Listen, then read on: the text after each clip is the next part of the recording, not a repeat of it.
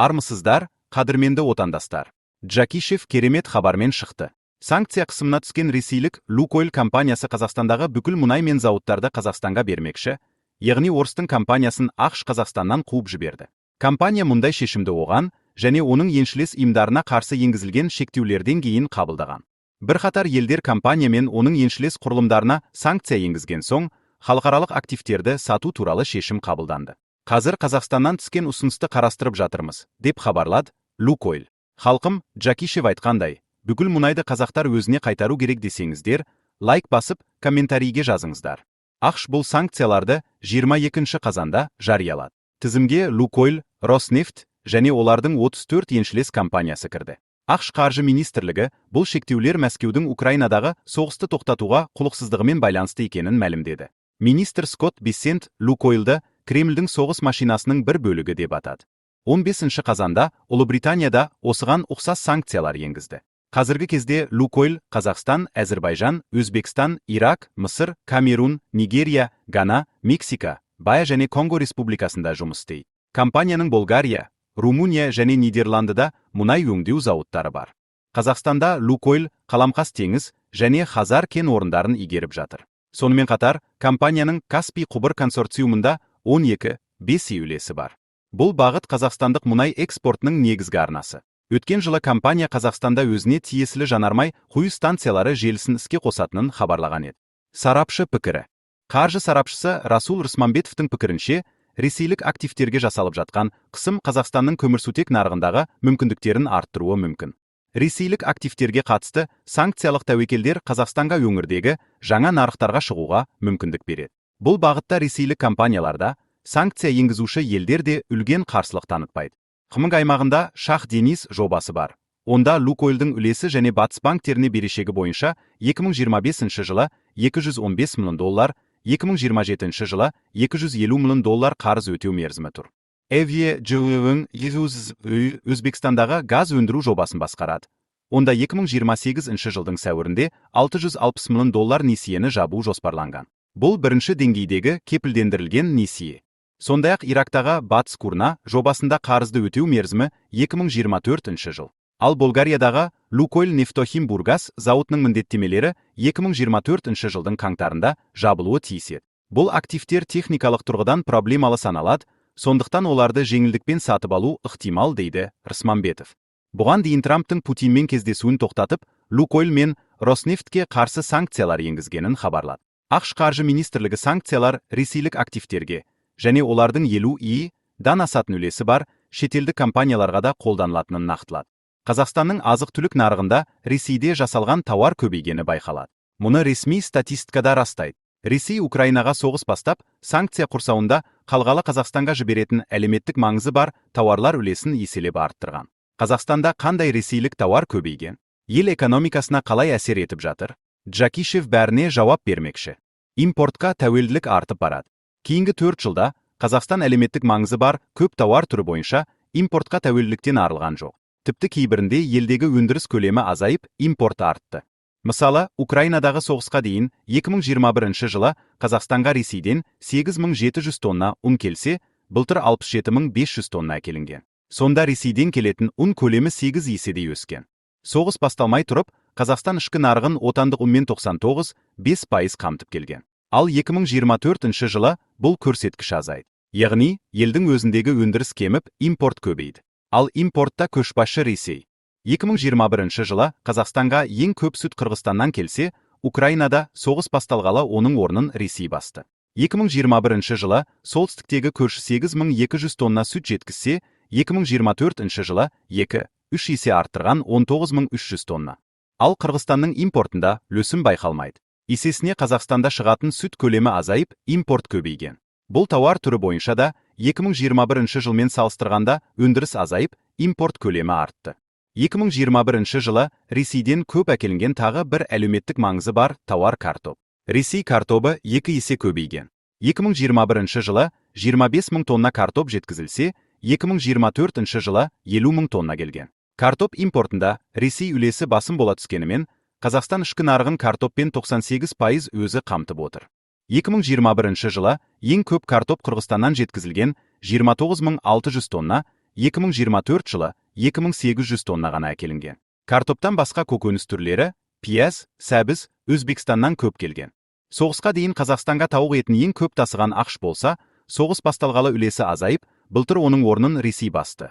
2021 жылдан 2024 жылға дейін Қазақстанға солтүстік көршіден келетін тауық еті 8 есе артқан. Қазақстан ішкі нарығын тауық етімен толық қамтамасыз алмайды. Елге Ресей импорты көбейсе де, жалпы тауық еті бойынша өндірісте оң динамика бар.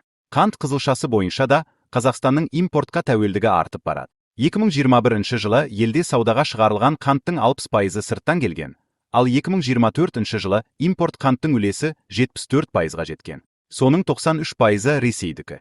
Қантпен бірге сырттан келген макарон, күнбағыс майы, ірімшік, сүзбе көлемі 2021 жылдан бері 1,3 есе артқан. Бұл тауарлар бойынша да Ресейдің үлесі 2021 жылдан бері артып келеді. Жұмыртқа бойынша импорт үлесі былтыр ғана азайған. Оған Сауда министрлігінің 2024 жылы мамырдан бастап 6 айға сырттан жұмыртқа әкелуге шектеу қойғаны себеп болды. Бұл шектеу болмағанда, 2023 жылғымен салыстырғанда тағы да Ресей өнімі көптеп кіретін еді. Нарықтағы өзгеріске не себеп? Статистика деректері нарықтағы жағдайды көрсетіп отырса да, Ауыл шаруашылығы министрлігінің өкілі ресейлік өнімдер көбейіп кетті дегенге келіспейді. Ондай үрдіс байқап жатқан жоқпыз. Соғыс басталғаннан кейін Ресей тауарлары көптеп кіріп жатыр дей алмаймыз, мөлшері жылдағыдай. Бірақ енді ол жақтан алып жатқан тауарымыз біраз екені рас. Әлеуметтік маңызы бар тауарларға келсек, басым бөлігін өзіміз отандық өнімдермен қамтимыз, 80-100%-ға дейін. Ішінде бірқатар тауар бар: құс еті, сүт өнімдері, сосын қант. Ол бойынша біз бүгін ішкі нарықты отандық өндіріспен толық қамти алмаймыз. Қантты дамыту сатысында бірқатар шара қабылдап жатырмыз. Жол картасы қабылданды. Қант қызылшасының егістік алқабын ұлғайтуды көздеп отырмыз. Инвестиция тарту, зауыт салу, қуаттылық көздерін көбейту бойынша жұмыстар жүріп жатыр, деді Қазақстанның Ауыл шаруашылығы министрлігінің өкілі Марлен Оспанов. Ал экономист Айдар Әлібаев, керісінше, нарықта ресейлік тауарлар көбейгенін байқаған, және ол мұны қалыпты экономика үшін кереғар жағдай деп есептейді. Негізінен керісінше болуы керек емес пе? Соғыс Ресейдің бізге экспортын азайтуға тиіс болған. Себебі олардың ішкі нарығында сұраныс артып, тауар өздеріне қажет болуы керек. Бірақ шын мәнінде бізде ресейлік өнімге сұраныс артып жатыр. Неге? Өйткені бізде өндіріс жоқ. Мысалы, біз сыртқа бидай сатамыз, бірақ елде оның өндірісі дамымаған. Сондықтан бәрін Ресейден сатып аламыз. Сұраныс бар. Бұның сыры өте қарапайым. Егер сұраныс болмаса, ресейліктер бізге тауарын әкелмес еді. Ал неге сұраныс бар? Себебі өзіміздің өнім жоқ. Міне, осындай қарабайыр, сұмдық жағдай.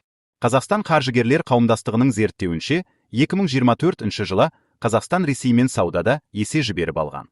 Былтыр Ресейдің Қазақстанға импорты 8% артып, Қазақстанның Ресейге экспорты 6% төмендеген.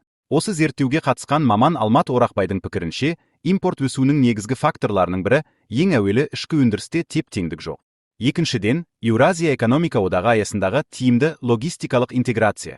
Үшіншіден, ресейлік тауар бағасының бәсекеге қабілетті болғаны. Сонымен қатар, Қазақстанда өңдеу өнеркәсібі жеткілікті дамымағандықтан, Ресейден келетін импорт ішкі сұранысты тұрақты қамтамасыз ететін тұрақты нарыққа айналған. Қаржы сарапшысының сөзінше, Қазақстанмен салыстырғанда Ресейде қымбатшылық аса қатты емес, оның үстіне солтүстіктегі көрші елде ауыл шаруашылығы саласына қаржылай көмек жолға қойылған. Сол үшін олардың ұсынатын бағасы Қазақстан нарығына тиімді болып отыр. Импорт өскен сайын баға тұрақтап, халық сұранысы қамтамасыз етіліп жатқанын көріп отырмыз. Бірақ, екінші жағынан, бұл елдің азық-түлік саласын әлсірете түсті. Яғни, ішкі өндірісті дамытуға деген мотивация төмендеп, жалғыз жеткізуші елге тәуелдік артты. Алыс-берісте теңсіздік күшейіп, еліміздің жергілікті өндірушілерінің бәсекеге қабілеттігі төмендеп жатыр. Импорттың арқасында отандық өнімге деген тұтынушы қызығушылығы азайып келеді. Бұл, әрине, азық-түлік қауіпсіздігіне де қауіп төндіруі мүмкін. Сарапшы Алмат Орақбайдың айтуынша, рубль нығайса, Қазақстан экономикасына оң әсер етеді. Бірақ бұл отандық өндірушілерге зиян. Ал керісінше, рубль әлсіресе, теңгеге қысым күшейеді және елде қымбатшылығы артады. Қазақстан ет одағының басшысы Мақсұт Бақтыбаев елге сырттан келетін өнімдердің сапасы қатаң тексерістен өтпейді деп санайды.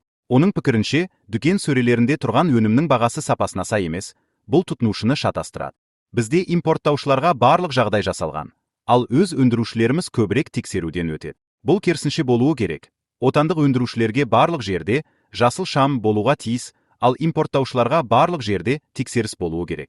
Мысалы, Ресейде керісінше, біздің өнімді оларға кіргізіп көр, сөреге дейін жеткенше сені 1000 рет тексереді. Бақылау өте қатаң. Ал бізде керісінше не қаласаң, соны сата бер. Мұндай парадигманы өзгерту керек. Сырттан кірген тауардың бәрін жіті тексеруді жолға қою керек. Ол үшін көп ресурстар қажет, бірақ бізде мұны ешкім жүйелі түрде істемейді, деді Мақсұт Бақтыбаев. Қазақстанның сауда министрлігі техникалық регламент талаптарын жетілдіріп жатқанын айтады. Биыл қаңтарда ЯЭО шеңберінде айналымдағы өнімнің 85%дан астамын қамтитын 47 техникалық регламент қабылданған.